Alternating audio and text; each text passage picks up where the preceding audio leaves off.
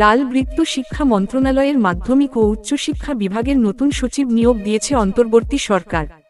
জাতীয় দক্ষতা উন্নয়ন কর্তৃপক্ষের এনএসডিএ নির্বাহী চেয়ারম্যান সচিব রেহানা পারভীনকে এই পদে নিয়োগ দেওয়া হয়েছে। রেহানা পারভীনই দেশের ইতিহাসে প্রথম নারী শিক্ষা সচিব হলেন। সোমবার 18 আগস্ট জনপ্রশাসন মন্ত্রণালয় থেকে এই সংক্রান্ত প্রজ্ঞাপন জারি করা হয়েছে।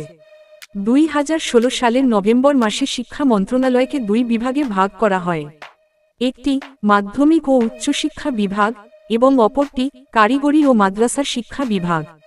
1971 সাল থেকে অবিভক্ত শিক্ষা মন্ত্রণালয়ে 33 জন সিনিয়র সচিব দায়িত্ব পালন করেছেন।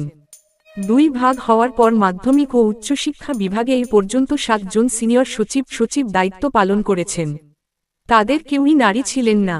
গত 23 জুলাই শিক্ষার্থীদের আন্দোলনের মুখে মাধ্যমিক ও উচ্চশিক্ষা বিভাগের সিনিয়র সচিব চুক্তিভিত্তিক সিদ্দিক জুবায়েরকে প্রত্যাহার করা হয়। ওই দিন তাকে জনপ্রশাসন মন্ত্রণালয়ে সংযুক্ত করা হয়।